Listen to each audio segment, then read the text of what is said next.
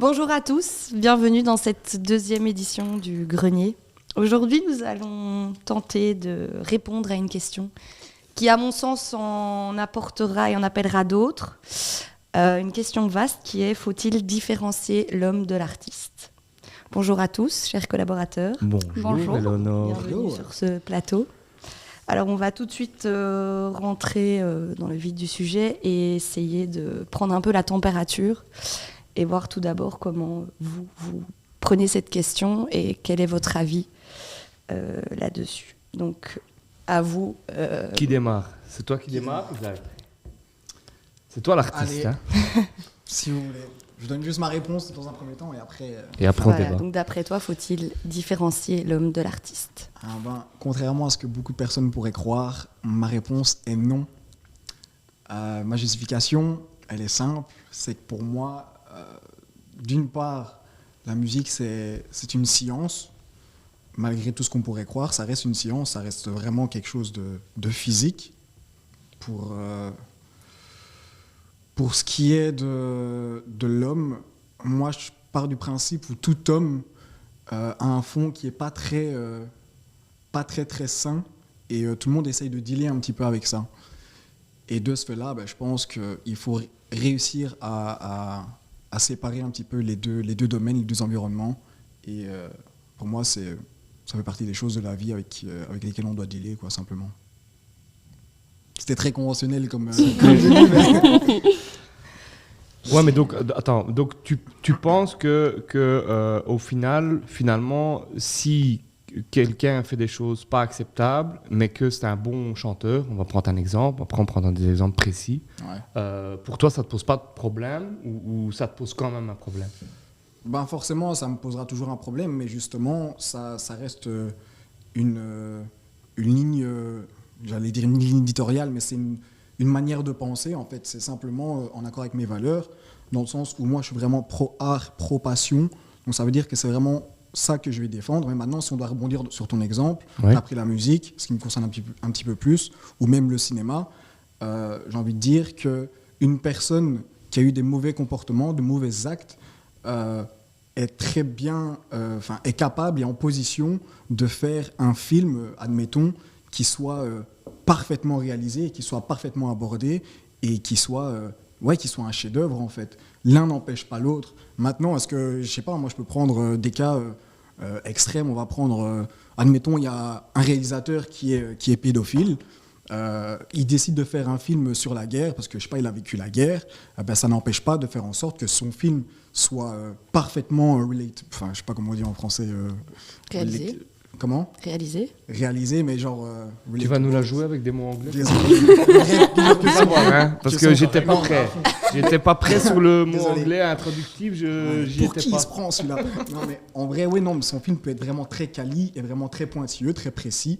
Alors que sa personnalité, il y a un vice qui est abominable. Mais l'un n'empêche pas l'autre, c'est ça que j'essaie de dire en fait. Ouais, donc toi, dans ton idée, l'un n'empêche pas l'autre. Exact. Et ça ne te dérange pas de te dire, je vais pas participer, mais je veux dire, d'une manière ou d'une autre, financer et aider cet artiste à percer, que ça soit dans la musique ou... Je vois ce que tu veux dire. Maintenant, moi je trouve que dans le monde, tout n'est pas dichotomique, tu vois, tout n'est pas tout blanc ou tout noir.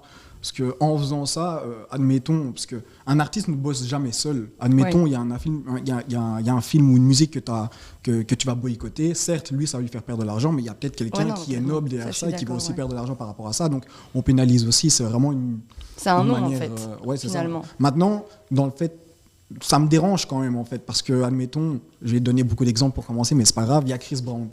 Chris Brown, moi, j'étais un fan absolu. Genre, je l'aimais trop, ce type-là. C'était incroyable. Le mec, il bat Rihanna, ça c'est un truc qui me... C'est trop pour moi. Je déteste Chris Brown depuis ce jour-là. Oui, c'est ça. Donc tu n'as quand même pas dissocié quelque part.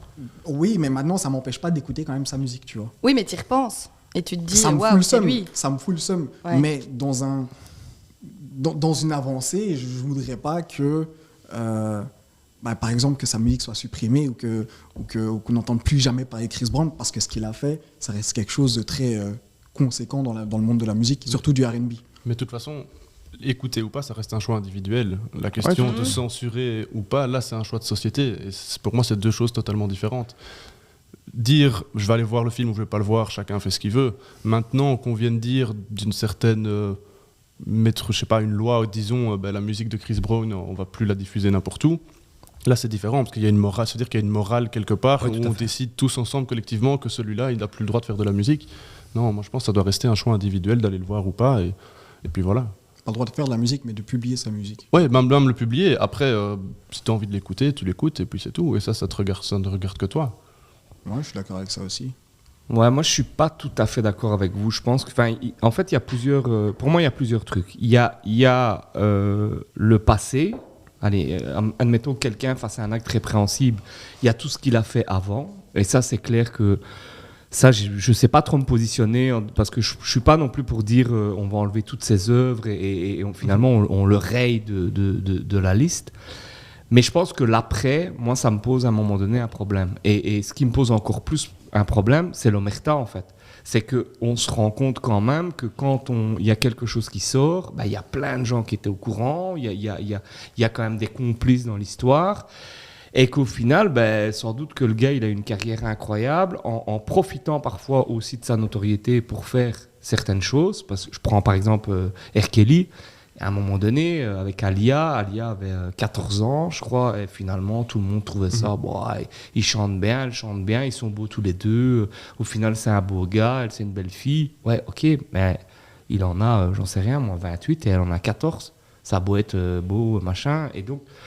Et après, sur la suite, moi, ça me pose un problème. Michael Jackson, honnêtement, moi, ça m'a toujours posé un problème. Le gars, on sait qu'il dort avec des petits-enfants, et à côté de ça, il fait des stades et des trucs. Donc, je suis pas pour la censure. Alors, je suis d'accord avec toi, c'est que chacun est libre d'acheter ou pas d'acheter, mais on fait quand même beaucoup de pubs, il passe au Super Bowl, on est quand même dans un truc où on utilise aussi son image, quoi. Mais là aussi, pour moi, il y a deux choses différentes. Si on reprend le cas de Roman Polanski, qui fait beaucoup de bruit, il y a le cas de le fait qu'il puisse faire un film, et il y a le cas de lui remettre un Oscar ou un titre. C'est deux choses différentes. Moi, ça ne me pose pas de problème qu'il fasse son film et que les gens veuillent aller le voir au cinéma parce qu'il peut être très bien fait.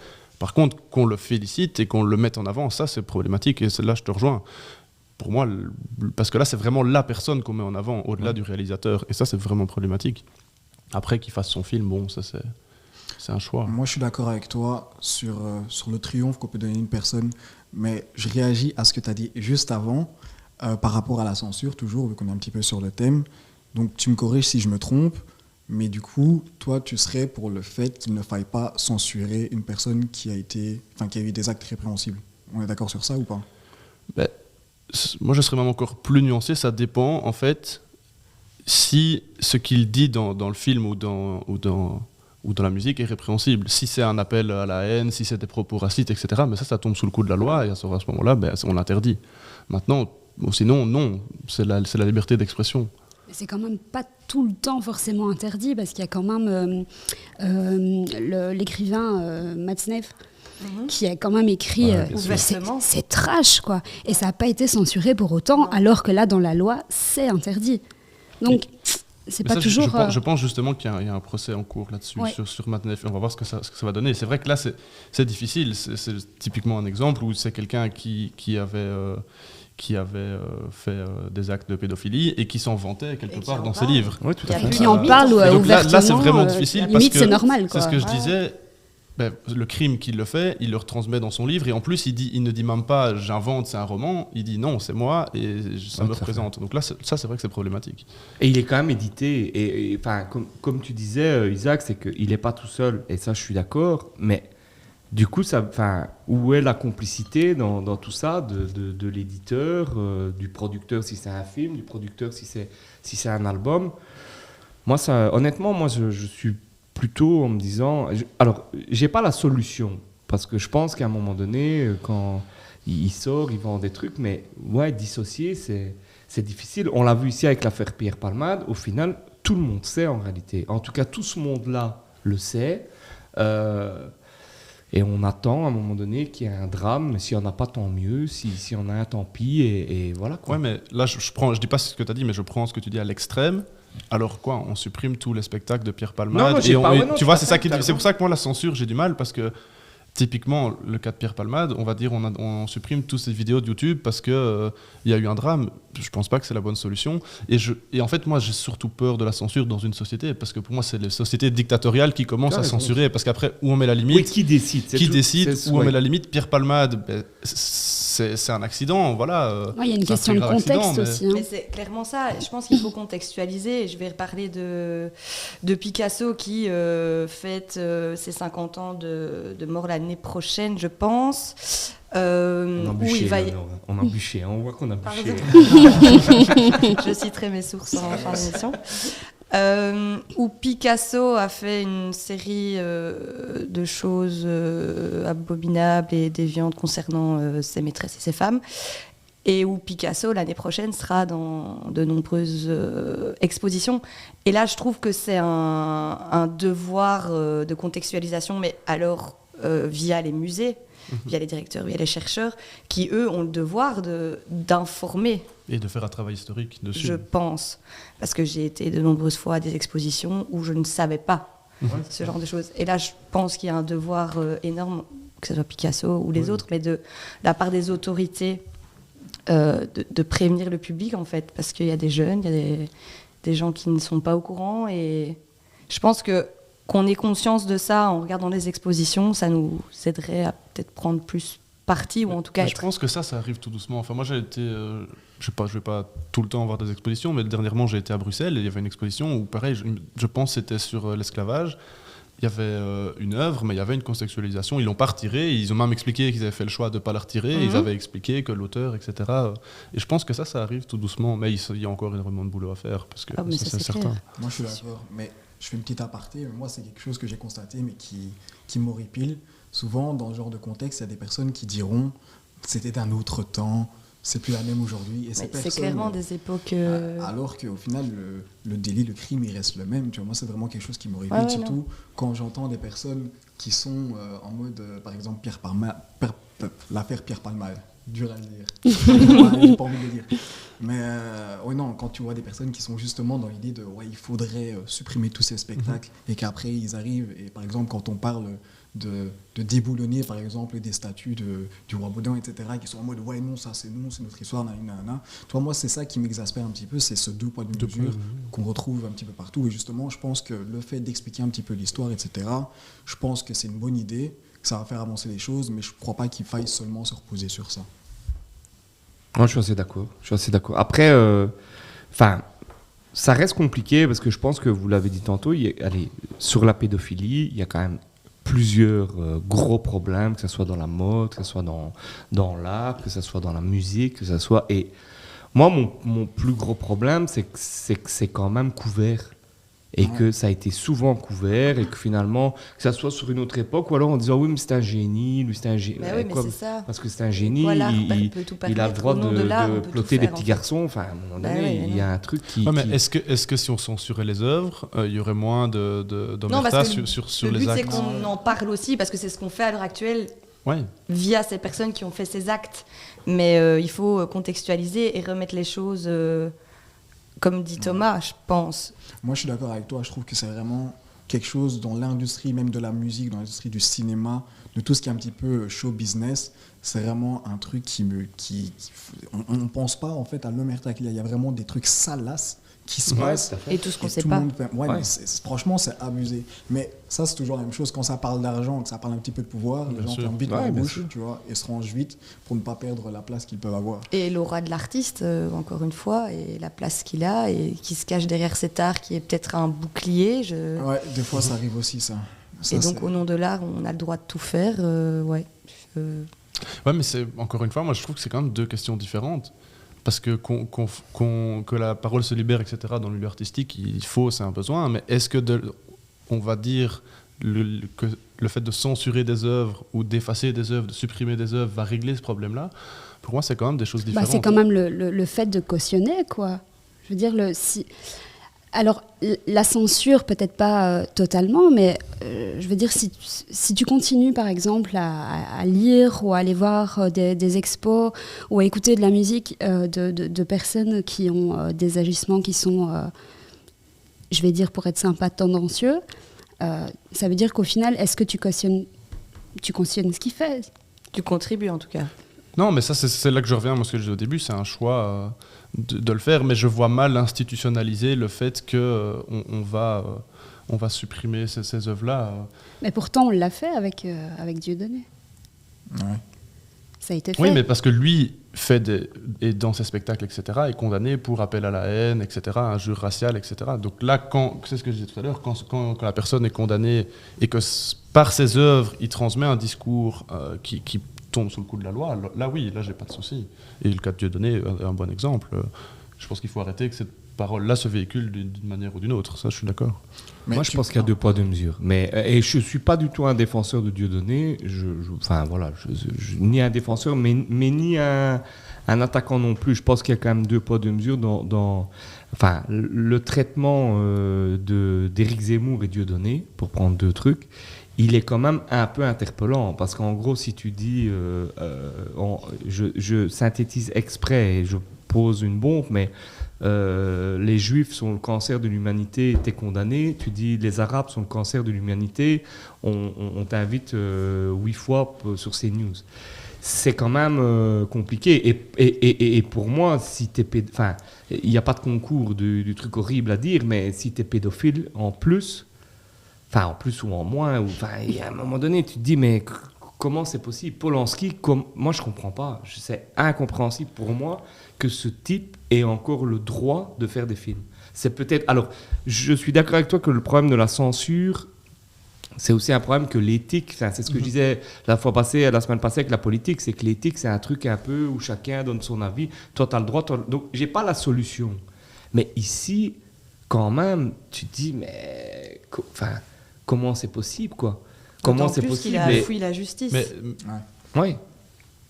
Oui et non. Enfin, je suis pas avocat de Polanski, mais aux États-Unis, mais aux États-Unis, il a été jugé. Oui, bon, il a fait sa peine de prison. Il a été relâché parce que on considérait qu'il s'était bien comporté en prison, etc. Comme ça arrive pour tout le monde. Et c'est après la justice, chose qui arrive jamais, qui a décidé on va réouvrir le procès et on va rejuger. Ouais, ça c'est vrai. Et donc lui, il est venu en France. Une fois que tu as été jugé, c'est un principe de base. T'es pas rejugé une deuxième fois. Encore 12 accusations. Oui, c'est ça que j'allais dire. Mais voilà. Alors là, on arrive sur un autre débat. Qu'est-ce qu'on fait quand c'est des accusations? Ouais, t'as raison. Parce que voilà, il n'a pas encore été condamné et il le sera peut-être, mais il y en a 12, il n'y en a pas une, il n'y en a pas 2. Oui, mais où il a raison, c'est que ça reste des accusations. Ouais. Sinon, Et on pourrait dire qu'au final, il y a 15 personnes qui se mettent d'accord. Après, je trouve quand même que c'est souvent aussi, et dans les affaires d'harcèlement sexuel envers les femmes, c'est aussi souvent aussi le truc en disant ouais, mais tant qu'il n'est pas condamné, il y a l'affaire Poivre d'Arvor, où à un moment donné, il y en a quasi plus de 20 qui portent plainte, on dit ouais, mais bon, il n'est pas condamné. Je trouve aussi qu'on ne donne pas assez de crédit en disant oui, mais on ne peut pas à un moment donné, si 15 personnes se mettent d'accord, détruire la carrière de quelqu'un. Ce qui est vrai, je suis... Mais quel est l'intérêt, quoi, à un moment donné, de filles qui parlent sur Polanski et qui mentiraient toutes. Mais je comprends ce que tu veux dire. L'intérêt, c'est qu'il y a déjà eu, des cas dans l'histoire qu'on reprend. C'est quoi, c'est la famille, c'est d'Outreau, je crois. Il y a eu un reportage qui est passé il y a quelques semaines sur France 2, où des enfants, des dizaines d'enfants, disaient que les voisins, etc., faisaient des crimes de pédophilie, et tout ça était faux. Donc, ça peut arriver, et c'est ça qui est difficile. Mais est-ce que pour un cas, est-ce qu'on ne protège pas trop de prédateurs pour un cas parfois problématique? Mais la justice doit faire un travail énormément pour mieux recueillir la parole des victimes, etc. Mais par contre, quand on a un cas comme Polanski, c'est ce que je disais tantôt, il y a 12 accusations, il n'est pas encore coupable, etc. Mais il a déjà été pour d'autres faits antérieurement. Là, la société ne doit pas le mettre en avant. Moi, je ne suis pas pour qu'on interdise ces films. Oui, tout à fait. Mais le mettre en avant, là on dépasse en effet la limite. Et clairement, et encore une fois, il y a des gens derrière ce, oui, c'est ça, bien sûr. Derrière ce nom, en fait. Il y a des familles, il y a des vies, il y a des gens qui ont travaillé pour ce film, qui ont contribué aussi. Et c'est un nom qui est mis... Et puis quand tu as ce titre un petit peu de notoriété, quand tu es artiste, quoi que ce soit, il y a aussi un truc qui revient assez souvent, c'est ce truc de justice à 2 vitesses, un peu, où malheureusement on aurait tendance à croire que la justice ralentit un petit peu le fait Mais ouais, ça, alors je prends l'affaire Pierre Palmade parce que ça a été dit.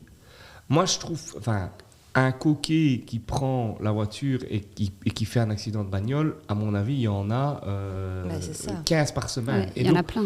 Lui, il s'est, alors, je défends pas du tout Pierre Palmade, mais il s'est quand même, il s'est retrouvé jeté en pâture. Tout le monde donnait son avis. À mon avis, avec des gens qui savaient à un moment donné s'émeut aujourd'hui en disant « Oh, c'est fou, on ne savait pas qui... » Pierre Palmade, il l'a dit à la télé qu'il était cocaïnomane. Donc à un moment donné, on savait tous. Et je fais quand même une grosse différence entre un pédophile et un cocaïnomane. Ah oui. Parce que le cocaïnomane, ici, le problème, c'est qu'il a eu un accident de voiture. Pour moi, le problème, c'est pas qu'il prend de la coke.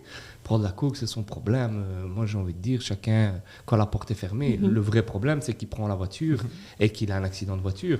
Mais j'ai pas l'impression que moi, parfois, j'ai même l'impression que sur certains trucs, la justice, c'est pas la justice sociale, mais la justice médiatique, sur lui, il est brisé, quoi.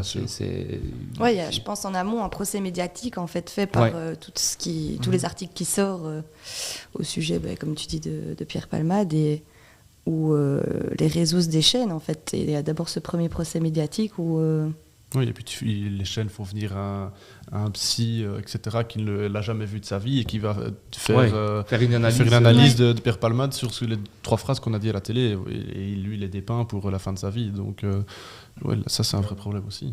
Je vais me faire un petit peu l'avocat du diable. Hein. Mais il y a un truc auquel je pense, qui je pense doit être un petit peu mentionné. C'est déjà la justice de vitesse, mais ça, je vais y revenir après. Mais d'abord, je vais revenir sur la censure. Est-ce que quand même tu peux comprendre... Moi, je suis contre la censure aussi, mais je te pose quand même la question. Enfin, je pose la question à tout le monde en soi. Allexis, c'est notre cible. Alexis. On a pris un futur avocat, mon vieux. On va te chiquer aujourd'hui. Non, mais est-ce que tu peux quand même comprendre que, en fait, c'est une réaction humaine en soi de vouloir qu'un artiste qu'un artiste ou quelqu'un qui occupe une fonction, une haute fonction, soit cancel, soit vraiment supprimé de partout et qu'on supprime son œuvre, etc. Est-ce que tu peux le comprendre? Parce qu'en vérité, c'est un petit peu la seule réaction que quelqu'un peut avoir directement sur une personne qui a la possibilité d'atteindre en fait cette personne dans un sens. Donc au final, on ne peut pas cracher sur ces personnes et dire qu'au final, oui, si on fait ça, c'est une dictature, parce qu'au final, c'est une réaction humaine. Tu vois ce que je veux dire? Mais je le conçois, socialement, ça se tient, ça s'explique, mais ce que je veux dire, c'est qu'à un moment donné, juridiquement, et où on met la norme, tu vois parce que quand tu dis même la période de l'Inquisition, la religion catholique, dès que tu disais la terre elle est ronde, t'étais brûlé et c'était un crime. Et donc, c'est ça, les mentalités changent et c'est difficile de mettre une norme sur quelque chose de moral en fait. Et c'est ça moi qui me pose problème. Après que socialement, qu'il y ait des mouvements sociaux qui disent il faut déboulonner les statuts, etc. par exemple, mais ça je suis pour, il faut que la société elle bouge. Mais c'est vraiment où est-ce qu'on met la limite quoi. Pour ou contre déboulonner les statuts? Pourquoi personne ne répond? Non, moi je vais répondre. Je pense que c'est très compliqué parce que les statuts, c'est quand même des... Moi, ce que je pense, c'est que les statuts, c'est souvent des parties importantes de l'histoire. On va prendre la statue de Léopold II. Aujourd'hui, nier l'histoire de Léopold II, pour moi, c'est une fausse réalité, en fait, de dire ça n'a pas existé. Je pense que c'est beaucoup plus important et intéressant de conceptualiser. Quelque part, en déboulonnant la statue, ça veut dire peut-être que dans une génération, on ne saura plus ce qu'a fait Léopold II. On aura oublié. Y compris si c'est des actes répréhensibles sur le Congo, sur l'esclavage, etc. Et donc, moi, en tout cas, je suis plutôt de dire, bon, il faut l'assumer, en fait. On l'a fait, il faut l'assumer. On ne peut pas dire, oui, mais non, en fait, on n'a pas vraiment été au Congo pour piller les richesses. Si, Et c'est pas de notre fin. Et d'un autre côté, j'ai envie de dire, et c'est pas de ma faute, je me sens absolument pas responsable des actes de Léopold II en 1800, je sais pas combien. Et donc, il y a un peu un côté, à un moment donné, on dit, ouais, mais finalement, si vous n'allez pas déboulonner vous-même, vous êtes un peu responsable. Non, moi, je suis pas responsable. Mon grand-père aurait été un tueur en série. Ce n'est pas le cas. Avant qu'un article sorte. Le grand-père de Thomas Parmentier, avec une photo de ça. Il y a aussi parfois une espèce de responsabilité sur le truc de dire oui, les Belges sont responsables des actes qui ont été commis au Congo, par exemple. Enfin, les Belges de cette époque-là sont responsables à 100% des actes qui ont été faits. Enfin, les Belges qui décidaient à cette époque-là, parce que c'est quand même... et les Belges de cette époque-ci, y compris, je veux dire, la famille royale, je ne pense pas que le roi Philippe, aujourd'hui, soit responsable des actes qui ont été commis par son arrière-arrière-grand-père au Congo. Voilà. Donc, et je pense qu'il faut l'assumer. L'histoire, il faut l'assumer. Il ne faut pas la tordre. Et ça, c'est vrai qu'on a eu tendance... un peu tous dans nos livres d'histoire. Moi, dans les livres d'histoire, quand j'ai appris Léopold II, on n'a pas parlé du Congo et de l'esclavage. Et ça, c'est un vrai problème. Le problème, il n'est pas sur la statue qui est à Bruxelles. Le problème, il est sur l'histoire qu'on raconte autrement pour ne pas dire qu'on a été des enfoirés à une époque. Moi, je pense que voilà, il faut l'assumer et nous, on n'en est pas responsable. C'est ça contextualiser, comme tu le dis, même sur la statue, c'est important, mais aussi... Je suis d'accord avec toi, mais il faut ajouter qu'il faut aussi qu'on donne une autre place à l'histoire et qu'on regarde l'histoire différemment, comme tu le disais, et qu'on donne une place un peu à ceux qui ont été cachés par ceux qui étaient au pouvoir à ce moment-là. Et ceux qui ont lutté contre le pouvoir à ce moment-là et qui ont libéré les hommes, etc., et la société. Aujourd'hui, ils sont absents et de plus en plus, on voit des rues, Lumumba, etc. Mais c'est ça... Le jour où on aura, si on a à part égale les deux camps, entre guillemets, et que sur le camp des méchants, on a remis dans le contexte, il y a déjà moins de soucis. Et je pense que les personnes qui se sentent victimes... Pour qu'on puisse avancer là-dessus, il faut assumer en disant oui, on a été les salauds... Enfin, ils ont été, mais en tant que Belges, on a été les salauds à cette époque-là. Moi, je suis plutôt de l'avis quand même inverse, dans le sens où, pour moi, quand tu mets une statue sur une place publique, tu honores la personne. Et donc, du coup, tu honores quand même un petit peu les actes qu'elle a faits. Et là, par contre, là, moi, je suis peut-être un peu radicale. Tu boulonnerais alors, toi? Ah ouais. Ouais, j'enlève direct. Mais là où je rejoins Thomas, c'est qu'il ne faut pas cacher. Et en expliquant pourquoi. Le pourquoi, c'est il y a eu des actes et à l'heure actuelle, on n'est plus d'accord ou en tout cas on ne cautionne pas ce qui s'est passé avec l'histoire. On explique pourquoi et on réexplique surtout aux enfants, aux jeunes générations. On raconte la vraie histoire. On raconte la vraie histoire et le pourquoi on enlève la statue, pour telle et telle raison, parce que finalement on a aussi été méchants dans l'histoire. Entre guillemets, mais ouais, non, moi je déboulonne direct. Mais déboulonner, ça veut pas dire cacher. Je pense que c'est à Lumons, il y a 2-3 ans, il y avait une statue, à mon avis, de Léopold II, et qu'ils ont enlevée. Elle était dans le buste de Warroquet, dans le hall de Warroquet, pardon, une statue du buste de Léopold. Ils l'ont enlevée, mais ils ont été la mettre dans le musée que Lumons a ouvert, en contextualisant, etc. Le risque de cacher... c'est qu'on refasse les mêmes erreurs. Oui, et qu'on oublie. Ça, c'est dangereux. Il faut mais je suis d'accord aussi au fait de dire la statue est là pour honorer. Oui, ça, bien sûr. Tu as raison. Et quelque part, oui, c'est vrai. Par contre, tantôt, je voulais prendre l'exemple, j'ai dit Baudouin, personne ne m'a repris autour de la table. Moi, je l'ai entendu. Ça, on l'a entendu, ouais. Monopole qui a la honte. Le pauvre Baudouin qui n'a rien fait. Il a train de se dire. Le pire, c'est que ça ne sera même pas coupé au montage. Et toi, Eleonore, tu penses quoi de tout ça? Je suis principalement d'accord avec... donc par rapport au statut, toujours. Ouais. Okay. Principalement d'accord avec Adoli que pour moi, une statue représente un honneur envers une égérie quelconque. Et pour moi, il faudrait en effet déboulonner, mais idéalement recontextualiser dans un musée ou autre l'histoire de cette statue et pourquoi elle a été déboulonnée.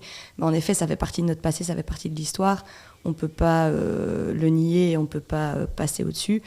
Et pour nos générations futures, ils doivent savoir. Parce qu'en effet, je suis de ton avis aussi, à l'école, On nous en a pas vraiment parlé. Non.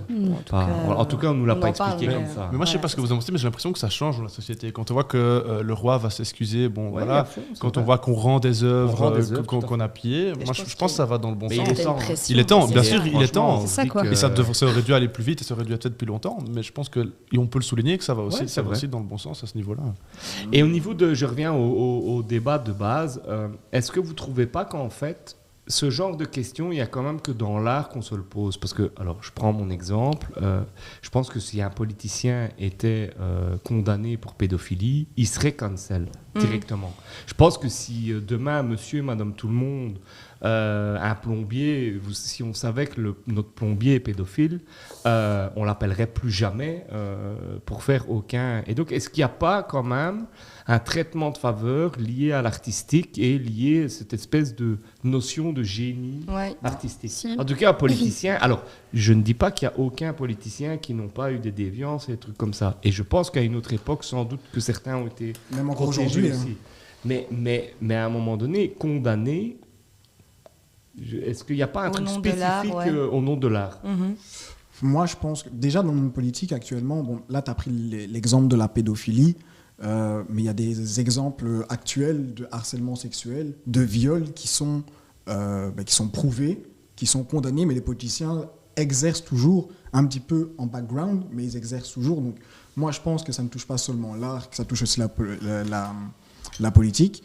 Mais sauf que je trouve que pour la politique, maintenant, je ne dis pas que ce n'est pas de l'art, parce que moi, je vois de l'art partout, mais bref. Mais pour la politique, il y a aussi cette exemplarité à avoir française, bien sûr. Donc forcément, c'est quelqu'un qui est censé représenter le peuple. Ben là, il représente lui. La politique, quand tu fais de la politique, c'est ta personne que tu mets quelque part à nu devant les citoyens quand tu fais de la politique. Et donc, c'est vraiment attaché à la personne. Donc là, on ne dissocie pas l'homme du politicien. C'est plus difficile parce que quand tu vas te présenter devant les citoyens, c'est toi. Que l'artiste, si tu écoutes la musique, tu n'écoutes pas nécessairement... Oui, mais ça reste un homme. Un ouais, artiste. c'est ça, derrière. Ça reste un cerveau, tu vas quand même ça à un reste une concert création, d'un ça reste artiste une que âme. tu vas voir si tu allais voir... ça reste un être humain. Mais quoi. c'est vrai que, comme tu disais, le devoir d'exemplarité est peut-être plus présent chez le politique qui veut représenter le citoyen, l'artiste. L'artiste, encore une fois, si on veut l'écouter, on l'écoute ou on l'écoute pas. Donc, Mais c'est parce que je pense que le politicien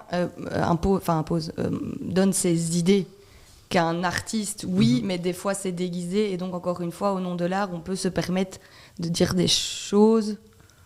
Oui, via mais des c'est il y a le peut-être... fait que l'artiste aussi, il est un petit peu là aussi pour un peu faire réfléchir et provoquer un petit peu pour poser des questionnements au sein de la société aussi. Ça arrive quand même assez fréquemment. Ils ont souvent d'ailleurs été avant-gardistes, les artistes. Et donc c'est ce que je disais, si on censure, on peut perdre ce risque d'avant-gardiste. Aujourd'hui, des artistes qui font bouger les choses, etc., qui disent des choses qu'on n'aimerait pas entendre, peut-être que dans 15 ans, ce sera la norme. Et si on avait dit, non, on bloque, on n'aurait peut-être pas eu l'évolution qu'il y aurait. Donc c'est pour ça que c'est aussi dangereux. Ouais, après les gens, j'entends ce que tu dis et je ne suis pas en désaccord, mais les gens qui font des trucs répréhensibles, ça sera jamais la norme d'être pédophile, quoi. Non, ça c'est certain. Il y a quand même un truc. Ça c'est certain. Moi je reste convaincu qu'on accepte quand même plus pour l'artiste que dans le monde. Moi je pense que même dans le monde artistique en tant que tel, on accepte plus pour certains artistes que pour d'autres. Par exemple, là je pense directement à des artistes qui font du rap. Ils sont plus souvent mis dans la sauce et plus souvent invectivés que des artistes qui font de la pop, qui font de la variété, tu vois. Regarde avec Youssoupha, Youssoupha, il a été attaqué par Zemmour. Ou Roméo Elvis. Aussi, qui a disparu de la circulation depuis qu'il y a eu ces faits-là. Je ne sais pas ce qui s'est passé dans le détail. Mais... oui. Là, tantôt, tu parlais même de R. Kelly. R. Kelly, je sais bien que par exemple avec Spotify, donc on est d'accord que c'est de la pédophilie, etc., avec Spotify, il y avait eu un moment où ils avaient décidé de supprimer. Je suis encore avec la cancel. Moi, c'est dans ma tête, je crois que je ne vais jamais oublier. Mais ils avaient décidé de supprimer du coup son catalogue de Spotify, tu vois. Et ils avaient aussi décidé de le faire pour XXX Tentation. Triple X Tentation, c'était plus simple à dire, mais bref. Ils l'ont pas fait avec d'autres artistes, alors que, par exemple, R. Kelly, la pédophilie, on pourrait aussi supprimer, je sais pas moi, Gainsbourg. Attends, Gainsbourg, il a été pédophile, lui? Non, enfin... Non, il a pas Claude été François. Oui, Claude François. Ouais, il a été Non, Gainsbourg n'était pas pédophile, il était provocateur, mais il n'était pas pédophile. Il était quand même bizarre. Harcèlement aussi, mais bref. Mais mais par exemple, on l'a pas fait pour Claude François, tu vois. Et je pense que vraiment là où, enfin, le domaine qui en a encore pris plein la gueule, c'est le rap. Le rap et la culture urbaine, plus précisément. Et en contre-exemple, Kanye West, avec ses propos antisémites, n'a gardé que le partenariat avec Spotify. Tu vois? Ouais, c'est Donc vrai. il a tout perdu, mais le contrat Spotify, il l'a gardé. Tu vois. Enfin, maintenant, il a tout regagné aussi un petit peu Oui, après. mais parce qu'on parle de lui, et je pense que c'est ce qui... Mais il y a un truc qu'on n'a pas abordé, enfin j'étais étonné, c'est le cas de Bertrand Cantat. Ah oui, oui. Je l'ai noté, Si, hein. mais- Ne t'inquiète pas. Elle a Ouais, bûché, ouais, Léonore, ouais, elle a ouais, bûché. parce que, justement- On est qu'à la... On est Là, que- je Oui, trouve c'est- cet exemple très intéressant, ouais. Mais je explique-le trouvais- moi un petit peu, parce que moi, je le connais de loin, mais j'ai pas été en profondeur sur le sujet. En fait, c'est un. Je crois qu'il était dans un groupe de rock, je crois. Noir Bertrand Désir. Cantat, Noir Noir Désir, Désir. ouais. Et il a tué, assassiné son épouse ou compagne de Ah, l'époque, ouais, donc ça, j'ai entendu, Marie ouais. Trintignant de C'est mémoire. ça, actrice. Et Il a été et il a condamné été pour ça. condamné, il a Ouais. fait sa Il a peine de purgé prison, sa peine. il est sorti, libéré, et aujourd'hui il refait des concerts, et ça pose problème à beaucoup de personnes. Ok. Il Donc a c'est vrai que c'est ressorti un beau album, cas, Et il a quand même Il a fait refait des aussi la couvertures, couverture, ouais, des- c'est ça. Il a refait... Et c'est quoi votre Des- avis des sur ça, du coup? érotiques. J'ai coupé le truc en plein milieu, désolé. Ben, moi, je me demande s'il y a encore des gens qui le suivent, en fait. Enfin, oui, je pense. Enfin, Alors, j'imagine que ça intéresse Moi, forcément. je pense que être chanteur, musicien, c'est son métier. Donc, s'il a envie de faire de la musique, bah, qu'il fasse de la musique. Maintenant, que nous, on ait envie, en tant qu'individu, de soutenir et de consommer sa musique, c'est notre choix par rapport à la sensibilité de son acte. Ça, c'est une chose.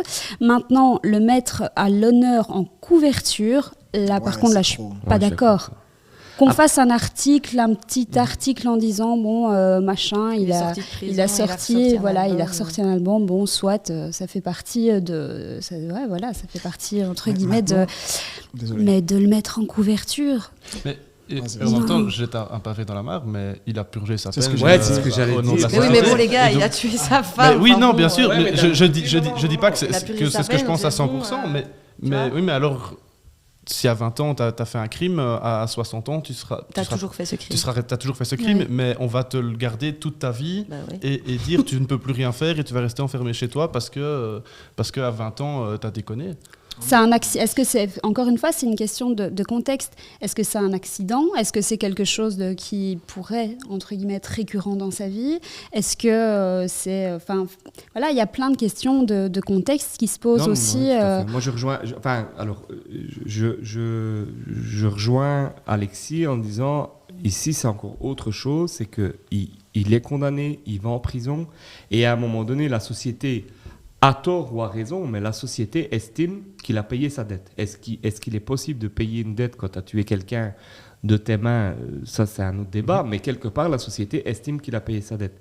Comment, et à la limite, je vais dire le contraire de ce que j'ai dit au début, mais comment est-ce qu'on pourrait dire à ce gars-là, t'as été condamné, t'as payé ta dette, mais tu peux plus mettre tes mains sur une guitare, je sais pas s'il est guitariste, mais en gros, sur un instrument, parce que t'as tué ta femme.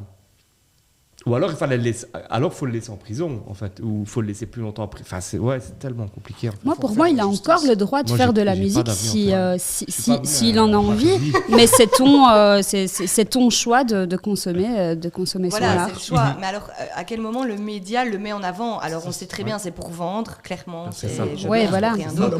Mais alors, quel devoir a ce média de se dire, je mets Bertrand Cantat en couverture à la une, faire de la sensation. Moi, ça, je pense que c'est la conscience du rédacteur quand il va se coucher. Faire du sensationnel. Ah ouais, le média qui décide de le mettre, du il se business, dit, quoi. de toute façon, on en revient. Parce que ça va choquer. C'est tout le débat avec Éric Zemmour. Ouais, Éric Zemmour, on a beau dire ce qu'il veut, chaque fois qu'il est invité, l'émission bat leur corps. À chaque fois. Il va à TPMP, ils font des chiffres, bas leur corps, j'exagère peut-être, mais ils font des chiffres incroyables. Ils passent sur CNews, ils font des chiffres incroyables. Tu l'inviterais pas sur le break? Non, Pourtant, mais il fait peur. c'est quand un même, choix. je sais pas. C'est un choix après de l'inviter ou de ne pas l'inviter, mais je pense qu'il n'y a rien à faire. Les télés maintenant sont détenues pour la plupart par des groupes privés qui doivent faire du chiffre. CNews doit faire du chiffre. Et donc à un moment donné, il se prostitue en invitant toute personne qui va fonctionner. Pour CNews, pour détailler un peu, c'est privé, mais ils sont dans l'idéologie d'Éric Zemmour aussi. C'est aussi pour ça qu'on l'invite. C'est pas que pour le chiffre, parce que je crois que les médias, justement, ont leur part de responsabilité dans l'idéologie qu'ils véhiculent. Parce que si c'était qu'une affaire d'argent, je pense qu'il y a des choses qui sont un petit peu plus ludiques qui pourraient plus se passer. Moi, je vais même pas dans ce débat-là. Alors, on va dans ce débat-là. Non, mais je suis d'accord que CNews a certainement une idéologie plus de droite. Je suis pas sûr que tous les gars qui bossent à CNews soient d'extrême droite. Je pense pas, mais bon, voilà. Après, mais je pense quand même qu'il y a le business. Il y a le business. Zemmour a été créé par la télé à un moment donné, par Laurent Ruquier, qui à un moment donné aujourd'hui se dédouane en disant mais en fait je suis plus son copain. Ouais, ok, mais t'as créé un truc. Le monstre, entre guillemets. Ouais, c'est ça, t'as créé le monstre et après tu dis mais en fait je suis plus son copain. Ouais, d'accord, ok. Mais aujourd'hui, ouais, et du coup on accepte, j'en reviens à plein de trucs, on accepte plein de choses qu'il dit, sous prétexte que plein de gens sont d'accord avec ce qu'il dit, et malheureusement c'est vrai, mais il est où Surtout que lui a été condamné aussi à plusieurs fois pour à mon avis, un jeu raciste ou des choses comme ça. Donc, appel à la haine. Ouais, c'est ça. C'est ça. Il a bien payé, lui. J'avoue que vraiment, je crois qu'il a plus de 5 condamnations à son compte. Ouais. Et c'est vrai que c'est dingue de se dire qu'on l'invite encore. Encore une fois, est-ce que là, c'est à la société de dire stop ou chacun de dire on arrête de regarder CNews? Voilà, moi je regarde pas CNews et c'est mais les gens regardent. Les gens regardent. C'est comme, c'est le débat avec l'émission de Cyril Hanouna. En fait, c'est drôle, c'est que dans la rue, quand tu parles de l'émission de Cyril Hanouna, personne n'aime bien. Personne ne regarde, personne n'aime bien, mais au final, il fait des chiffres incroyables. Faut ou t'es pour ou t'es contre, mais au final, le gars, il fonctionne et il invite tout type de personnes, d'extrême droite, d'extrême gauche, du centre, du truc. C'est son leitmotiv, c'est dire moi j'invite tout le monde, mais... Et au-delà de ça, il fait du sensationnel. S'il y a un truc, l'accident Palmade, combien de membres de la famille il a invité, qu'alors, à un moment donné, stop, il y a des procédures judiciaires, c'est un drame, on prend le temps, on n'invite pas tout le monde comme ça, n'importe comment. C'est le business aussi. Hein. Moi, j'aime bien TPMP. Mais tu vois, on revient à la même question. Est-ce qu'il faut imposer une norme qui dit on arrête ça? Mais alors, comment qui l'impose, qui l'impose, qui la met, à quel niveau? Ouais, c'est ça. À quelle limite? Ça sonne, ça vient. C'est mon GSM. Mais du coup, moi, je me posais quand même une question. C'était de me dire, tiens, est-ce que justement tous ces gens qui sont un petit peu dans le showbiz, parce que c'est souvent ça aussi, c'est souvent, les scandales, on va dire, viennent souvent de là. Est-ce qu'il n'y a pas un petit peu aussi cette question d'argent et de pouvoir qui reviennent dans ce genre de scandales, et surtout dans les scandales d'abus sexuels? Dans le but de faire de l'argent, tu veux dire? Pas dans le but de faire de l'argent, mais les personnes qui ont un petit peu plus de pouvoir, plus de puissance, entre guillemets, qui profitent un petit peu de leur notoriété pour justement avoir, au niveau des abus, quoi. Je sais pas trop. Je sais pas trop si je l'exprime bien, mais. Moi, j'ai compris ce que tu veux dire, mais je pense que c'est pas une question d'argent, etc. Je pense que c'est des drames qui se posent dans toutes les classes de la société. Ouais, je pense aussi. L'enjeu, je pense, clé est peut-être le pouvoir, mais dans une famille, imaginons c'est le papa qui a le pouvoir. Je caricature, et c'est souvent lui ou les parents, en tout cas, qui commettent des drames envers les enfants, peu importe l'état de richesse de la famille. Oui. Et je pense que c'est un drame qui se retrouve dans toute la société. Et c'est vrai qu'à fortiori, là où il y a plus de pouvoir, ça peut se retrouver plus facilement parce qu'on omerta, etc., que c'est la star, on va rien dire, quoi. Et on accepte plus de choses, en effet, quand il y a Moi, je pense que c'est plus sur l'influence que le pouvoir. Et je rejoins ce que tu dis, finalement, dans les familles, l'omerta, c'est parce que c'est l'influence du père, du parrain, du tonton. Et fatalement, avec les stars ou avec les gens connus, ils ont plus d'influence sur les gens. Parce que, en fait, c'était un peu le moyen de défense de Claude François, c'est de dire, à un moment donné, il expliquait qu'il y avait des mamans qui venaient déposer leur fille de 14 ans en disant elles sont fans, elles sont fans, aujourd'hui c'est ton soir, c'est ton tour, et qu'à la limite les parents étaient fiers que Claude François choisisse ta fille pour passer la nuit, alors que l'histoire du photographe de David Hamilton, où pareil, le photographe a été accusé de pédophilie parce qu'il photographiait des très jeunes filles, Mais où, comme tu dis, à nouveau, c'est les mamans qui venaient, ouais, c'est ça. Emmenaient leur fille pour la fame, quoi, pour dire voilà, ma fille était photographiée par David Hamilton, ce grand photographe, et là il y a clairement un gros problème parce que je pense que l'enfant il n'est pas prêt, il n'est pas capable de discerner. Et comme tu dis, il y a la notoriété. Elle a 14 ans, elle est amoureuse de Claude François, comme à 14 ans. Moi, j'ai pas été amoureux de Claude François à 14 ans, mais si, voilà. Avoue-nous. Tu peux nous le dire. Lapsus. Il a une photo énorme en fait dans sa chambre. François dans ma chambre. Non, mais voilà, à un moment donné, je pense que c'est sur l'influence. C'est à partir du moment où tu es vraiment fan, au-delà de l'aspect même pédophilie et gros problème. Moi j'étais fan de Michael Jordan quand j'étais jeune. Je pense que si Michael Jordan m'avait appelé, pas pour des trucs, je ne vais pas coucher. Mais non, mais si à un moment donné tu es tellement fan, tu es peut-être prêt à faire des trucs que tu ferais pas si demain quelqu'un me disait est-ce que tu veux faire ça, non, je le fais pas. Donc c'est l'influence. Et je suis assez d'accord, c'est que sur l'omerta, ça existe dans tout. On l'a bien vu à un moment donné avec le truc MeToo. Ben voilà, et dans le monde politique, ça existe aussi, où tu vois des choses, tu sais pas trop si c'est l'humour, pas l'humour, toi ça te fait pas rire. Enfin, moi j'ai déjà assisté à des trucs où tu te dis, moi ça me fait pas rire, j'ai pas l'impression qu'elle ça la fait rire. Et les gens eux rigolent beaucoup. Et au final, il lui a mis la main aux fesses et je sais pas si c'est... Enfin, moi, je l'ai déjà vécu, des trucs comme ça, où tu te dis, qu'est-ce que je fais, quoi ? Est-ce que je le dis ? Alors moi, j'ai une grande gueule, donc ce jour-là, j'ai dit, moi, ça me fait pas rire. Et puis, j'ai pris la gonzesse, j'ai dit, tu sais quoi, toi, casse-toi, rentre chez toi, c'est bon.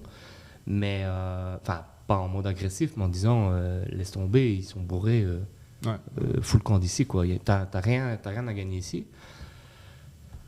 Mais il y a des trucs, parfois, tu vois, comme tu dis, c'est des gens que tu connais, c'est des gens que tu côtoies, politique ou pas, hein, tu te dis, ouais... Ça me fait poser une question, admettons, autour de la table. Admettons, on est des artistes. Mais nous sommes des artistes. Mais moi, je suis un artiste. Pourquoi admettons ? Non, mais je précise, dans la musique... De rap, hein, il a fait le buzz. Mais donc, vous, artistes à succès, etc., vous collaborez avec un ingénieur du son qui est exceptionnel. Il n'y en a pas deux comme lui. Genre, sans lui, votre musique, elle est nulle. Mais cette personne...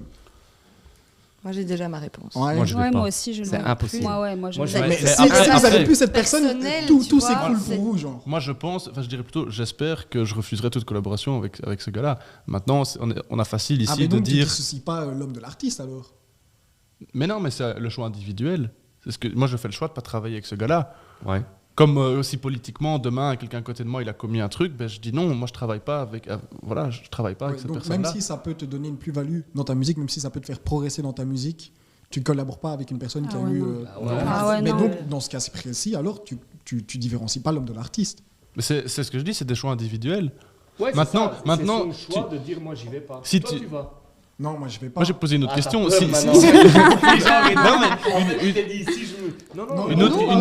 Une autre question, si le gars il y a 20 ans était condamné, je sais pas moi, je sais pas pourquoi, mais il est condamné, il a fait 15 ans de prison, il a purgé sa peine, est-ce que là tu vas ou tu vas pas ? Ouais, mais là c'est pas pareil, la prison, etc. Déjà, c'est quoi le délit, c'est quoi le crime ? Si tu me dis qu'il a vendu des barrettes... Reprends le cas de Bertrand Cantat. Il a tué sa femme. Mais c'est le meilleur guitariste du monde. Et il veut collaborer avec toi. Mais pour moi, déjà, mon avis est déjà nuancé. Mais non, moi, j'y vais pas. Moi, c'est surtout ce sujet-là. C'est vraiment quelque chose dans lequel qu'il aille Nikemouk, tu vois. On mélange un petit peu les deux langues. Mais non, du coup, moi, j'y vais pas. Mais moi, déjà, de base, je suis entre les deux, tu vois. Là, je donnais l'exemple de Chris Brown. Je sais pas pourquoi je me justifie, mais bref. Si, justifie-toi. Je parlais de C'était l'exemple bizarre, de Chris Brown. ton discours était très bizarre. Mais genre, ça me saoule. Moi, j'arrive pas à le dissocier, mais je fais l'effort de créer la scission parce que sinon on va jamais s'en sortir, tu vois. Mais pour répondre à la question que j'ai posée, moi au final, non, moi j'y vais pas. Moi je suis surtiré. Non, mais c'est parce que toi tu dis. Je posais cette question parce que on va croire que j'en ai après lui. Non, ce que je dis juste, c'est que dire ici entre nous autour d'une table, non, je n'y vais pas, c'est facile. Ouais, ça c'est vrai. On prend aucun risque à dire ça, tu vois. il faut voir aussi un peu dans la situation. Mais et c'est pour ça que j'ai dit j'espère que je n'irai pas, parce que mes valeurs font que je n'ai pas envie de travailler avec ce genre de personnes. Mais donc, moi c'était juste pour répondre à la question de base. Mais donc dans ce cas précis, tu ne dissocies pas l'homme de l'artiste. Non, je reviens à la question de base. Comme tu dis, c'est mon choix individuel à moi de ne pas le faire. Maintenant, est-ce qu'il faut interdire à ce gars-là de travailler? Non. Et chacun fait le choix d'y aller ou pas. Ouais, ça me paraît être... Si, encore une fois, on est au courant de ce qu'il a fait. Oui, ça aussi. Ça aussi. Mais ça, bon, c'est comme je disais, c'est comme dans tout. Ton plombier, ton boucher, ton serveur, ton n'importe quoi. Qu'est-ce que je sais, moi, ce que tu as fait quand tu étais jeune? Ah, voilà. Parlons-en. Et pourtant, je suis là. Et pourtant, tu es invité. Je suis même animatrice. Et voilà. Non, mais c'est vrai que de toute façon, c'est comme je le disais au tout début, je pense que l'être humain, il y a trop de noirceur au fond pour faire des choix un petit peu tout noir ou tout blanc. Je pense pas que l'être humain soit mauvais de base, mais en tout cas, moi j'ai la conviction qu'un homme, ça peut se racheter aussi. Et à un moment donné, tu peux faire des erreurs dans ta vie, tu payes, tu es sanctionné, tu payes ta dette entre guillemets à la société, mais ça veut pas dire que tu seras mauvais toute ta vie. Et que tu peux aussi à un moment donné prendre conscience de tes erreurs, évoluer et devenir entre guillemets, c'est facile à dire, un homme meilleur ou un homme bien, quoi. Payer ta dette à la société, donc par une amende ou des années de prison, pour moi, ça, c'est pas assez. Il faut aussi prouver à la société que tu as changé et que tu as envie de te racheter. Parce que, ouais, ok, tu vas en prison, c'est bien, mais quoi, c'est la personne voilà. Sa famille. Ouais, tout à fait. Et donc, le problème, il est là. non, juste le rachat de dette, entre guillemets, à la société, pour moi, c'est pas suffisant. Au final, comment tu juges, tu vois? Qui juge et comment tu juges? Mais par des actes. Mais la preuve, c'est la prison Tu déjà vois en soi, tu vois. Ouais, mais le problème de la prison, c'est que généralement, tu y entres bandit, tu sors criminel. Parce que la prison ne fait pas son rôle, entre guillemets, de réparer aussi la personne. Mais de base, comme tu disais, logiquement, quand tu fais un passage en prison, après tu ressors, et logiquement, parfois tu sors même plus tôt. Et là tu as eu, en effet, des spécialistes qui t'ont, entre guillemets, analysé, qui ont dit, non, il va mieux, il peut sortir. On va essayer de ne pas renverser. Chacun son tour. Donc, la prison ne remplit pas ce rôle-là, mais pour moi, ça, c'est important. Parce que qu'est-ce qui ferait que tu retournerais à un concert de Bertrand Cantat? Là, aujourd'hui? Ouais. Alors, est-ce qu'il y a quelque chose? Jamais. Ouais, c'est ça. C'est chaud. Pas possible. Pas possible. Oui, donc lui, à tes yeux, il ne pourrait pas se racheter. Moi, personnellement, en tant que femme et individu, moi, je pourrais pas. Mais c'est juste. Je pourrais pas parce que ça me touche de trop près. Non, mais c'est juste. Tu vois, ça me touche de beaucoup trop près, donc du coup, je pourrais pas maintenant. Non, il y a des gens qui vont. C'est juste la preuve que se racheter, ça dépend. Ça dépend de la personne. Voilà, c'est ça. Mais tu penses que ces personnes qui vont voir Bertrand, appelons-le par son prénom, Quentin. Tu penses que ces personnes auraient quand même... Enfin, ne penses-tu pas que ces personnes seraient quand même venues, même s'ils n'avaient pas purgé sa peine? Ça, faut leur demander. Ça, je sais pas. Mais je vais les voir demain. Franchement, je sais pas du tout. Moi, je pense qu'il y a des gens qui sont fans aveugles. Ouais. Ça, je suis assez d'accord. Je pense qu'il y a des gens qui sont fans aveugles. Enfin, encore une fois, Michael Jackson, Claude François, voilà, il y a des gens qui défendent encore aujourd'hui Michael Jackson en disant oui, bon, il dormait avec des petits garçons, c'est pas non plus. Non, mais c'est la réalité. Ouais. Michael Jackson, il a quand même fait une émission où il le dit, je dors avec des petits garçons et on vit des choses ensemble, machin, et enfin, ça a fait le buzz à ce moment-là. Mais c'est pas pour autant, je pense même pas qu'il ait été condamné. Peut-être qu'en fait il est pas mort et qu'actuellement il est en prison. Qu'en fait personne ne le sait. Il y a des gens, je suis certain qu'il y a des gens qui auraient été déposés leur enfant pour qu'ils dorment avec Michael Jackson. Avec Claude François, il l'explique. Moi j'avais vu un documentaire où même des gens qui encadraient Claude François disaient il y avait une file de mamans avec leurs gosses qui disaient c'est la mienne qui passe ce soir, quoi. Le tout, savoir si aujourd'hui c'est encore possible. Je pense pas. Ça, je pense. Je pense quand même que la société, par rapport à tout ça... Je sais pas, hein, mais... Alors, moi, je pense que ça existe encore. Ça, j'en suis convaincu. Mais je pense que autant assumer que ça l'a été une époque, c'est pas possible. Ouais. Aujourd'hui, on apprendrait que un chanteur de pop a choisi dans la truc des filles de 12 ans... Non, c'est un des bienfaits de Balance ton port et tout, c'est MeToo, etc. C'est ça, c'est que la parole s'est libérée, et pas encore assez, mais qu'en libérant la parole, on espère que les faits... on l'a vu ici avec le Dalai... je sais pas si vous avez vu, avec le Dalai Lama, avec la vidéo, machin, où après... Ouais, mais il doit quand même s'excuser dans les 2 jours, alors qu'au final, le Dalai Lama, c'est le dieu des bouddhistes. Enfin, à un moment donné, il sait que là, il sait, j'en sais rien ce qu'il sait, mais en tout cas, il dit ouais, je m'excuse. Après, c'est il s'excuse pas réellement en plus. Il fait genre, il s'excuse, mais à la fin du message, tu vois, qu'il dit ouais, mais en gros, chez moi, c'est comme ça, je sais pas c'est quoi le problème. En gros, j'ai pas vu. La vidéo, elle est folle. Hallucinante. Moi, ça me donne envie de vomir. Quoi. Ah ouais, non, mais c'est vraiment. Et j'ai lu quelques articles du coup là-dessus ou sur d'autres. Moi, ce qui m'a le plus retourné l'estomac, c'est l'écrivain, Matzneff. Oh là là,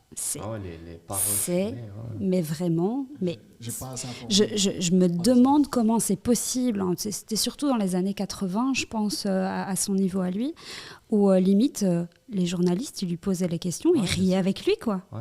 Ils rigolent avec lui, alors que le gars, il qui a publié un ouvrage.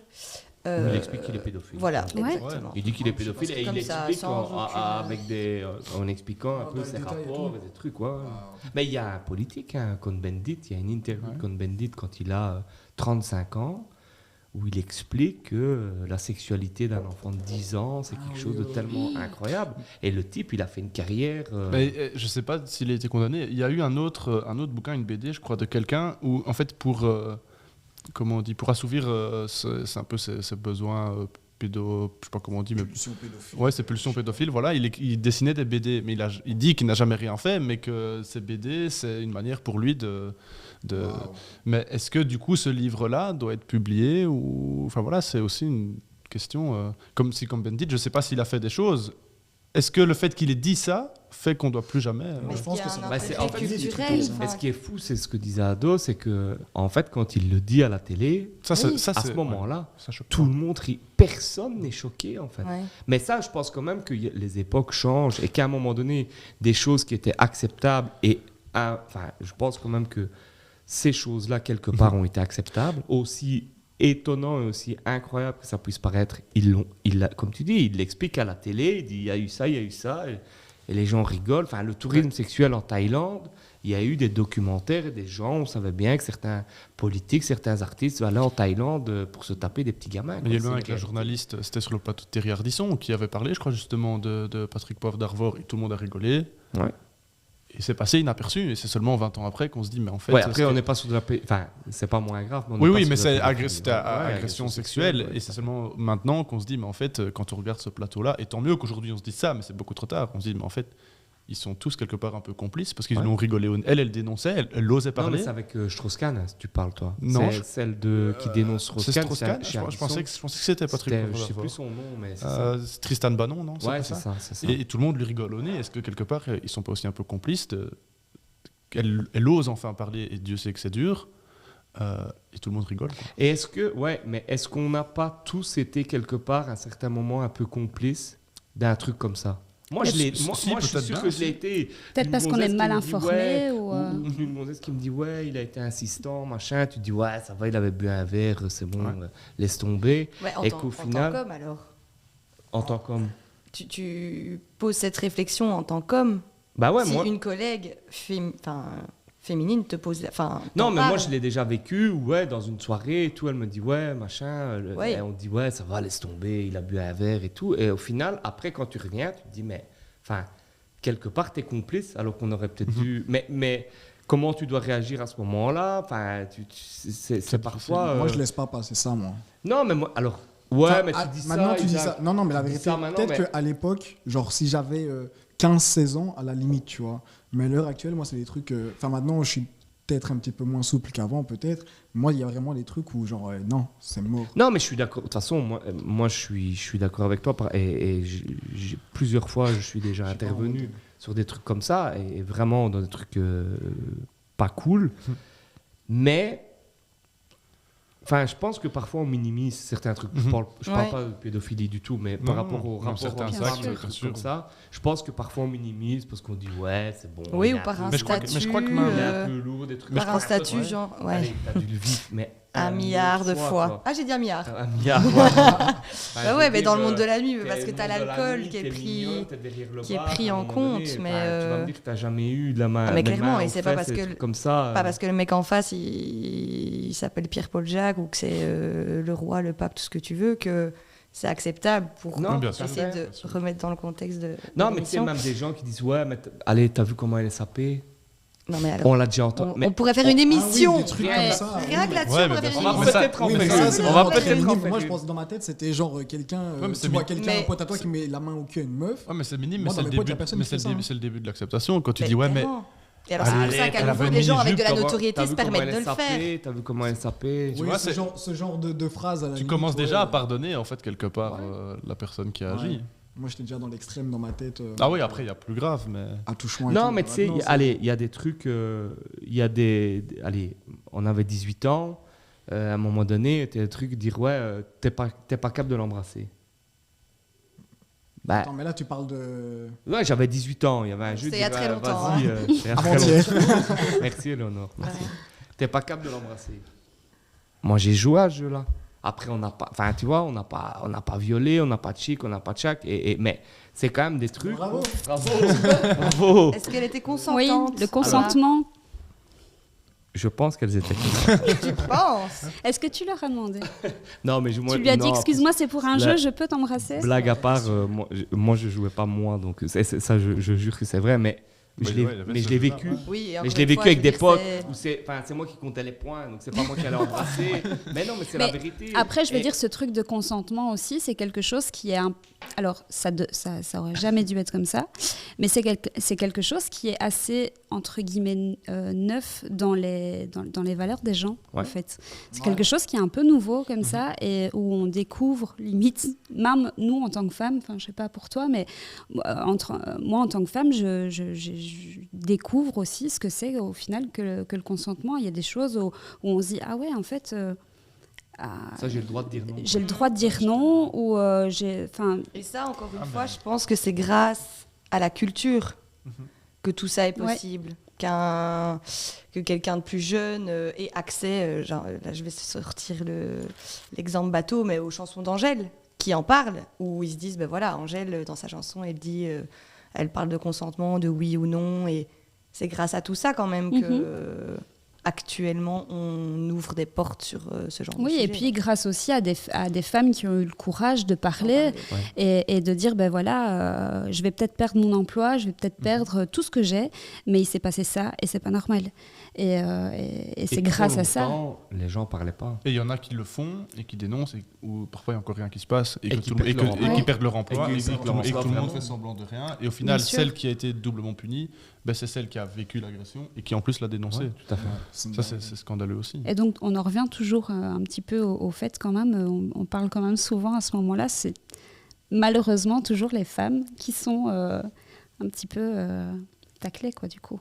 J'ai l'impression, quand même. Mais je pense que ça arrive moins souvent. Ça a été tellement loin, et ça change, mais qu'il y a aussi des femmes qui acceptent ça. Tellement c'est incrusté dans les mentalités de notre société que, en fait, c'est normal et que l'homme, il a le pouvoir, etc.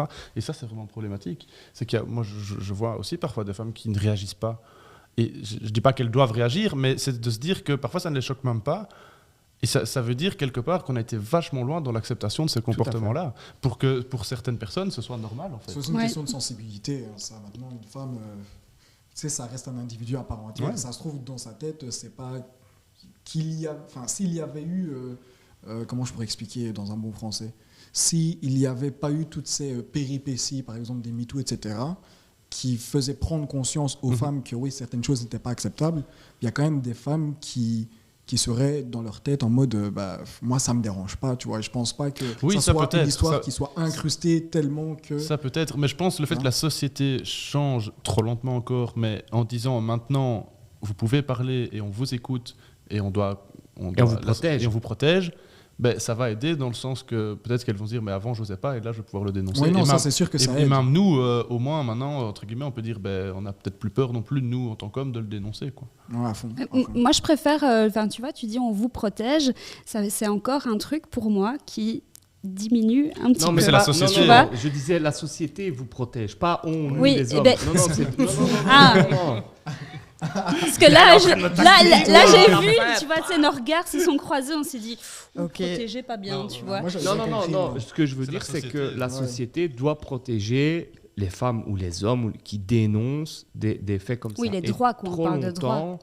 C'était pas le cas. Mais moi, je l'ai compris comme ça. Moi aussi, j'avais compris. Et c'est bon, ainsi.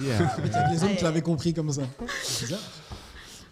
Mais je peux quand même revenir sur ta question de base pour avoir quand même l'avis de tout le monde. Quand tu as parlé du mec qui avait des pulsions pédophiles et tu as posé une question qui était pas mal, c'était est-ce que cet homme a le droit ou devrait publier son œuvre, entre guillemets. Mais du coup, il n'y a pas eu de réponse par rapport à ça, mais j'ai grave envie de savoir votre... avec la question difficile. Hein. Non, moi je pense pas. Alors à nouveau, dans quel but? Moi, je pense pas qu'il a le droit de... Enfin, encore une fois, on est tout... Non, enfin, moi, c'est mais non, ça va amener quoi? À part un débat, ça ne va rien... Moi, je pense que si les faits qu'il y a dedans, etc., sont répréhensibles, ça doit pas voilà, et si les faits ne sont pas répréhensibles? Parce que dans les faits, c'est une œuvre qu'il a envie de publier, il a envie de se faire de l'argent dessus, ça reste une œuvre. Ouais, après, quelque part, sur un film sur la pédophilie, est-ce qu'on a le droit de le faire ou pas? Oui, mais oui. Ah oui, tu vois. Moi, bizarrement, c'est trop compliqué. Je ne sais pas si je suis peut-être à l'inverse de vos avis, du coup, mais je me dis qu'une personne, justement, qui a conscience de ses pulsions et qui va pouvoir se dire, je sais que c'est mal, je ne vais pas le faire, je vais essayer de... rectifier le tir de mes pulsions autrement, parce que je sais que je suis, entre guillemets, malade. Je ne sais pas si je peux dire ça comme ça, mais entre guillemets. Mais je suis malade, je suis conscient. Et au lieu de céder à ces pulsions, je vais venir recadrer le bazar et je me mets à la BD là pour le coup. Mais clairement, là comme il dit, si il y a quelque chose qui est répréhensible dans la BD, non, on publie pas. C'est sûr et certain. On est d'accord. Oui, mais de toute façon, que le gars les dessine, ça, on peut pas lui interdire de dessiner. Non, mais ça dépend. Les BD portent sur quoi? C'est ça la question. Il racontait un peu, je crois, son histoire, il dessinait des trucs un peu pédophiles, etc. J'ai pas creusé le truc. Hein, alors à ce moment-là, tu publies pas la mise en avant de l'artiste, si on peut appeler ça. Ouais, non, tu mets pas en avant, ça non. Pour lancer dans mettre en avant, non. L'un dans l'autre, c'est mettre en avant en disant voilà, là on en parle, c'est les ouvrages, c'est la BD ou c'est les... Mais je trouvais que l'exemple était intéressant parce qu'en fait, ça fait une dichotomie avec Madnev qui, lui, commet des actes et dit dans ses livres qu'il les commet. Et puis ce gars-là qui, lui, ne les commet pas, il dit « mais par contre, j'ai besoin de l'écrire pour ne pas les commettre ». Je trouve que ça reste un peu spécial. Il y a des psychologues pour ça. C'est comme Yann Moix qui, à un moment donné, avait fait des dessins racistes en disant « c'est justement pour combattre le racisme que j'avais en moi que je faisais des dessins racistes ». Alors, ça va loin. Mais il y a des gens, ils sont réellement malades, ils ont vraiment des... Voilà, il y a vraiment des fils, des fils qui se touchent pas. Mais le fait qu'il est... c'est quand même moins pire, quoi. Je dis pas que c'est bien. Oui, c'est quand même moins pire. Mais vaut mieux qu'il dessine plutôt qu'il le fasse, quoi. C'est vendu, c'est acheté, c'est publié. Après, on en revient. Est-ce que s'il y a un éditeur qui décide de le vendre, c'est aussi la responsabilité de l'éditeur et individuelle de l'acheter. Le fantasme qui est retranscrit dans la pseudo-BD, pour moi, il est malsain. Donc, juste à partir de ce moment-là, il ne devrait pas être publié. Mais tous les trucs malsains qui sont publiés... Ça dépend comment tu le tournes. Maintenant, s'il le tourne à la dérision, comme par exemple Aurel San, quand il parlait des femmes qui avaient fait un scandale, au final, il tournait ça à la dérision, tu vois. Donc là, il n'y a pas de fantasme derrière et c'est pas... tu vois. C'est l'intention derrière qui est un point. Mais c'est difficile d'aller déceler l'intention de l'artiste. Son intention première, c'est de... faire sortir un petit peu ses pulsions, ses intentions, c'est quand même d'être... Il est venu avec Aurel San. Un truc de fantasme, tu vois. Cécile l'a fait. Faut faire le buzz. Mais il a été jugé. Oui, il n'a pas été condamné. Il n'a pas été condamné. Il a réussi à défendre son texte. Parce que franchement, c'était... D'ailleurs, en lien avec Bertrand Cantat qu'on parlait tantôt. dans ses paroles. Mais là, non, par exemple, Orelsan, je trouve que c'était vraiment tiré par les cheveux. On voulait vraiment lui chercher. Oui, mais après, moi je suis un gros consommateur, mais le rapport entre le rap et la drogue, c'est un peu la même chose. C'est qu'il parle de détails, il parle de vente, il parle de drogue, il parle de coke, il parle de couper en Colombie, machin, etc. Et je l'écoute, moi j'écoute quasi que ça dans ma voiture. Mais au final, ça aussi, c'est un appel à quelque chose de répréhensible. C'est moins grave, mais c'est quand même un truc où... Il y a aussi un côté de l'art aussi pour dénoncer certains trucs. J'ai oublié le nom de l'humoriste, mais qui est décédé maintenant, qui a fait un sketch sur les juifs. Il était lui-même juif et ça avait fait scandale en disant... mais... Sauf que lui, après, il a dit, non, mais je fais ce sketch pour dénoncer. Ouais. Et c'est vrai que là, si on censure directement, on peut perdre aussi cet aspect... utile qu'à l'heure pour dénoncer certaines choses. Attention, je suis de ceux qui pensent, on en revient au truc, après on va un peu dans tout, mais que Dieudonné est devenu Dieudonné, parce qu'on l'a censuré. C'était un très bon humoriste avant, mais si on ne l'avait pas censuré, je ne suis pas sûr que ça en aurait fait un truc aussi incroyable. Et je pense qu'il s'est enfermé sans faire de la psychologie, mais dans son personnage, je suis censuré, je suis machin, et comme on disait, oui, on peut dire des trucs sur les Arabes, mais pas sur les Juifs. Et ça pose quand même question. Moi, honnêtement, quand je ne sais plus quel journaliste avait fait le parallèle que j'ai dit entre Zemmour et Dieudonné, c'est malaisant. Moi, sur Dieudonné, je suis quand même mitigé parce que c'est vrai qu'il a quand même une redondance dans ses discours fort orientés. Éric Zemmour aussi. Tout le problème est lié aux Arabes. Oui, non, mais ça, je suis d'accord. Éric Zemmour, on peut les mettre à égalité. Mais je veux dire, quand même un qui est sur tous les plateaux. Ah, mais c'est problématique. Moi, je suis pas pour qu'on donne cette place. Je suis pas pour qu'on donne la place qu'à Éric Zemmour, celle qu'il a maintenant. Non, parce qu'au final, l'antisémitisme de Dieudonné, il est condamnable réellement par la loi, mais pas les propos de Zemmour, si je comprends bien. Et à la limite, même, il est condamné. Et ça, c'est pas normal. Parce qu'il est condamné. Oui, ça, c'est pas normal. Et il est quand même encore invité. Et puis, il est candidat pour être président. Il n'y a aucune justesse dans les propos.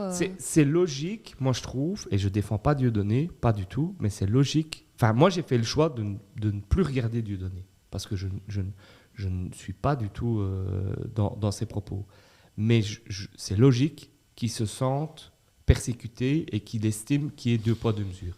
Moi, et ça ne veut pas dire qu'il fallait l'inviter, mais ça veut dire que Zemmour, ou que ceux qui tiennent des propos contre les Arabes, parce que c'est quand même souvent juif-arabe, c'est quand même un peu la dualité du truc, qu'ils aient le même, qu'ils aient la même punition entre là-dessus. Je suis d'accord avec toi, mais c'est tous les deux des propos racistes, condamnables et condamnés, et donc ils ne devraient ni l'un ni l'autre avoir la place qu'ils ont eu dans les médias. Et ça aurait réglé le problème. Il y en a quand même un qui a toujours la place. Mais ça, moi, je le condamne. Et l'autre qui ne l'a pas. Et qu'à un moment donné, l'autre qui ne l'a pas, on ne peut pas dire... Il dit que c'est pas juste, mais... il dit que c'est pas juste. Moi, je pense que c'est juste qu'il ne soit plus invité. Mais c'est juste aussi qu'ils disent que c'est pas juste que lui ne soit plus invité et que les autres le soient. Mais c'est juste qu'ils disent que c'est pas juste que c'est juste. Votre prénom, c'est François. Il n'est pas mercredi soir. Voilà. C'était dur. C'était bien mis. On va buzzer. Très très beau. On va buzzer. Ici la voix. Donc j'ai buzzé aujourd'hui parce que je pense avoir découvert le secret de Thomas. Donc je buzz maintenant pour signaler la toute fin de ce deuxième débat, de cette deuxième émission. Donc voilà, si vous voulez conclure par une phrase, une idée, un avis, n'hésitez pas. C'est toi qui as commencé, donc c'est toi qui dois commencer la conclusion. Commencer la conclusion. J'ai envie de finir avec... Ouais, ça va. J'ai envie de finir avec une belle phrase, mais je n'étais pas préparé. Je réfléchis. Je vais dire simplement ma phrase. Partagez l'amour, vivez de vos passions. Et voilà. À demain. Allez, salut. Non, moi je pense que le truc important du débat, c'est que c'est le libre arbitre. Et c'est finalement aussi l'objectif du grenier, c'est d'amener des thèmes où chacun a son choix et quand finalement la sensibilité de tout un chacun. Et c'est aussi ce qu'on voit, c'est qu'elle est différente. Quand toi, Ado, tu dis, moi, Bertrand Cantat, quoi qu'il fasse, j'irai jamais le voir. C'est ta sensibilité et elle est respectable, alors que d'autres diront moi j'estime qu'il a payé sa dette à la société et je pense que cet avis-là il est respectable aussi. Il est légitime.